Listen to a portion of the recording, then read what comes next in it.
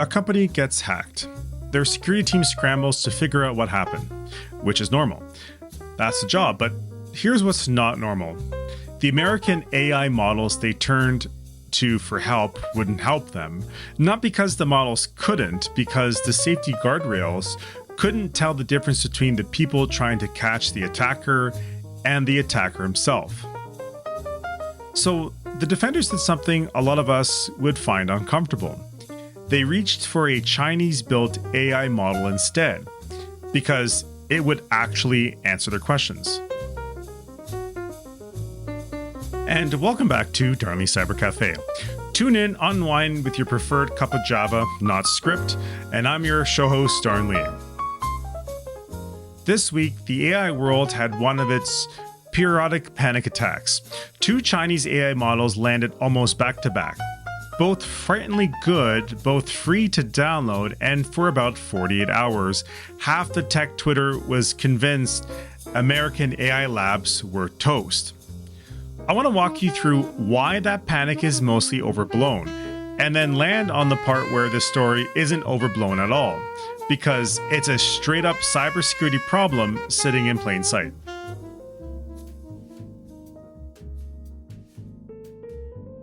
So here's what actually happened. A company named Moonshot AI released a model called Kimi K3. Open weights, meaning anyone can download it, run it, build on it. Now, days later, Alibaba followed with a preview of its own flagship, Qwen 3.8 Max. Both are enormous models, both are landing close to the performance of the best American frontier systems, and both are being given away for free.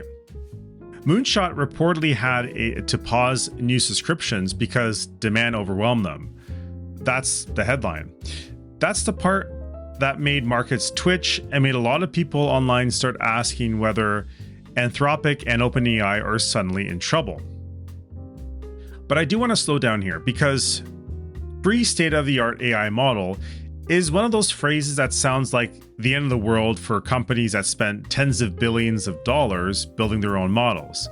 But it's worth asking free how and why exactly. There's a distinction that gets lost in almost every one of these panic cycles, and it's the difference between R&D and COGS, which is cost of goods sold. R&D is what it costs to build the model in the first place. That's a fixed cost. Whether 10 people use the model or 10 million people use it, the amount spent training does not change. So yes, when a lab gives away the weights for free, they're giving away the R&D for free. That part is real. But the running model, actually answering your questions, generating your code, doing your agentic task, costs money every single time, and that scales with usage. That's COGS, and COGS is not free, open weights or not. Kimi K3 is priced cheaper than the leading American alternative, but not dramatically so. And here's the twist. Raw price per token is close to meaningless right now because different models need wildly different numbers of tokens to reach the same answer. We're in what's being called the reasoning era. Models think out loud in tokens before they answer. Some models need to generate a lot more of those thinking tokens than others to land on the correct response. Reports suggest Kimi burns through significantly more tokens than the top American models to solve the same problem, which means the sticker price advantage can evaporate once you actually run the workload. So the practical takeaway, intelligence, not tokens, is the actual comedy here. Two models that arrive at the same correct answer produce something fungible, interchangeable. The tokens they burned getting there are not interchangeable at all, and that's where the real cost differences hide. If the economics are less scary than the headline suggests, why do the American labs look so spooked? Well, a few reasons. First, the labs have been anchored in a world where training costs were dominant number in their financial model. So historically, they had to change premium prices for inference just to find the next training run. That instinct doesn't disappear overnight, even as the markets shift towards inference being the bigger long-term business. Second, and this one matters, every query run through a model generates data that helps make the next version of that model smarter. If businesses start defaulting to Chinese open weight models because they are good enough and cheaper to self-host, that's a flywheel American labs lose access to. Third, there's a scramble to own the user experience, not just the model underneath it. Think about coding assistants. Once you're comfortable inside one tool's workflow, you tend to stay there, regardless of which model happens to be running behind the scenes. Whoever locks in that daily habit has leverage that a raw model on its own doesn't. And fourth, I'll say this plainly, part of the panic is ideological. At least one major American lab has built its entire identity around the idea that only carefully controlled, centrally run AI can be trusted. Every capable open weight model that shows up from anywhere, including China, is a direct challenge to that story. Now let's talk about motive, because this is the part that should be on your radar as a business owner or a security practitioner, not the pricing, the strategy. Days before these releases, Xi Jinping gave a speech explicitly trying openness in AI to moving technology from the digital world into the physical world, such as robotics, manufacturing, and infrastructure. That's not a throwaway line. China has real strength in the physical industrial world, and commoditized, freely available AI layer accelerates exactly that advantage. There's an old strategic principle in tech. Commoditize your complements. If the thing sitting next to your product becomes free and interchangeable, more value flows to you. If AI models become commodity infrastructure like electricity and like bandwidth, then whoever dominates the physical and industrial applications built on top of that infrastructure wins the bigger prize. And there is a second, more blunter motive worth naming. China does not want the US to have the asymmetric advantage in AI, weakening the position of American frontier labs while simultaneously strengthening the capabilities available to anyone else in the world, allies and adversaries alike, is a net win from that vantage point, even if no single move looks aggressive in isolation. Now here's a genuinely thorny wrinkle. Distillation. In plain terms, distillation is using a stronger model to train a weaker one. You query the expensive frontier model, use its answers as training data, and end up with a similar model that's learned a lot from the expensive one's capability for a fraction of the cost. Chinese labs do this consistently against Western frontier models, and there's essentially no way to stop it. Querying an API is functionally just querying an API. But here's the paradox.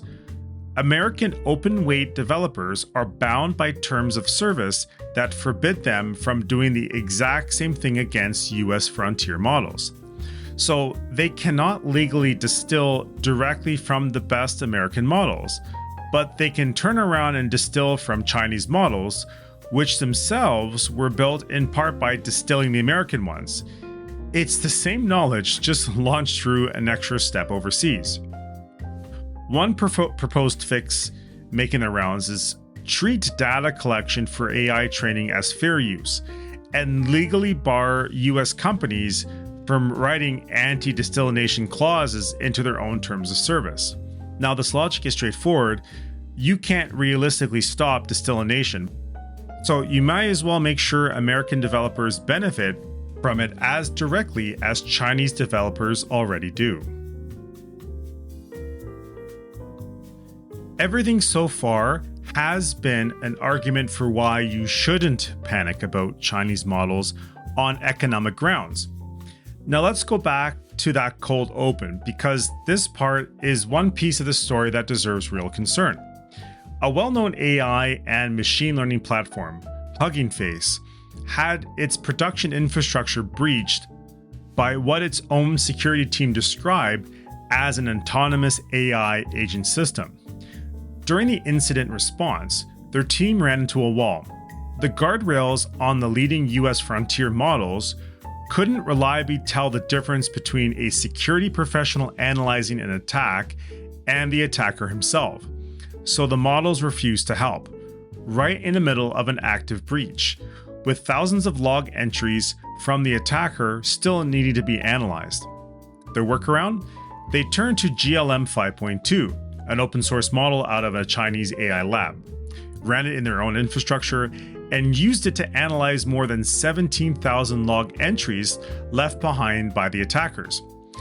In their own incident report, they told other defenders to make sure that they have a capable model vetted and running on their own infrastructure, ready before an incident happens, both to avoid getting locked out by guardrails and to keep the attacker data and credentials from leaving their environment altogether. Now let's sit with that for a second. A US company defending itself against a real attack found the most useful tool available to be a model built by a country that has spent years actively working to weaken Western cyber defenses. Not because the American models are less capable, because of current restrictions tied to government directives around these frontier models, currently make it harder for defenders to use them for cybersecurity work in the first place. There's a strong argument in that a world where only one country or one company had powerful AI, it might make sense to lock it down the most capable cybersecurity tools to trusted actors only. But that is not remotely in the world we live in. Capable, dangerous, offensively useful AI models already exist, already run on infrastructure nobody in Washington controls, and are already freely available. The one thing standing between defenders and those capabilities is whether defenders themselves are allowed to use equally capable tools. Restricting American defenders from American models while doing nothing to slow down the availability of foreign models to attackers doesn't make anyone safer. It just guarantees defenders reach the next best option, and right now, that option's coming from China. Okay, so geopolitics aside, let's bring this down to something you can actually act on this week, whether you're running a SOC or you're a small business owner who just wants to sleep at night. Point 1. Guardrail lockout is not hypothetical for huge tech platforms only.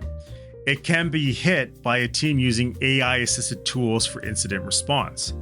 Test your tools before an incident, not during one. Try feeding your security AI tooling to mock malware sample, an obfuscated script, some suspicious log data, and see whether it actually engages or whether it just slams the door. You want to find that out on a Tuesday afternoon, not 2 a.m., during a live breach. Point 2.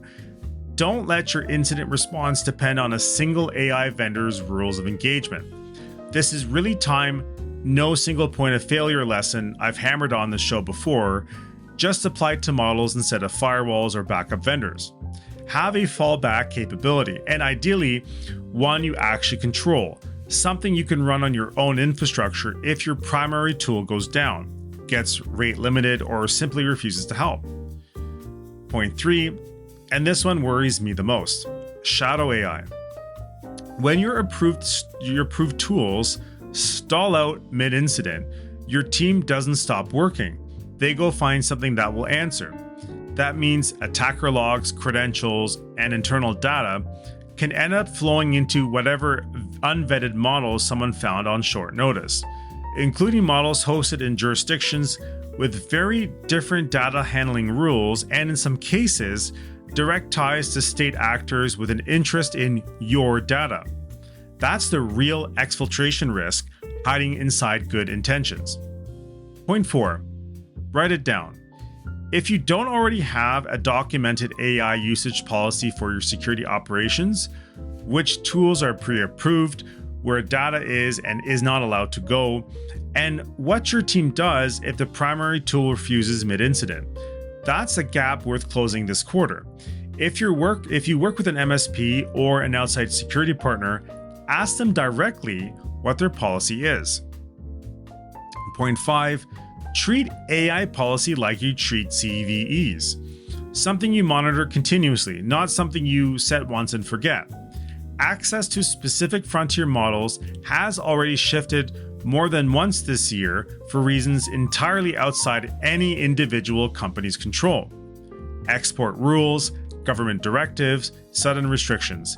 If your primary defensive AI tool can disappear overnight because of a policy decision made in Washington or Beijing, that's a business continuity risk, and it belongs in the same radar as any other vendor dependency. And point 6, tying it all together here. The exact same commoditize your complements strategy driving China's AI approach applies just as well to your adversaries thinking about you.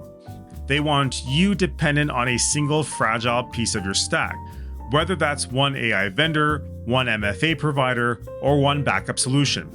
Diversify your tooling and your team's skills so that no single refusal, outage, or policy change leaves you standing in the dark mid-incident.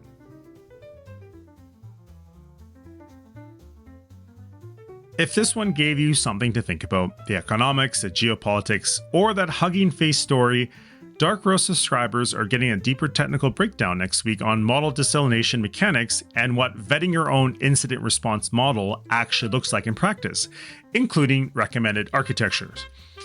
If today's episode gave you something to think about, do me a favor, hit follow, leave a rating, or share this with someone who needs to hear it. It costs you nothing and keeps this conversation going.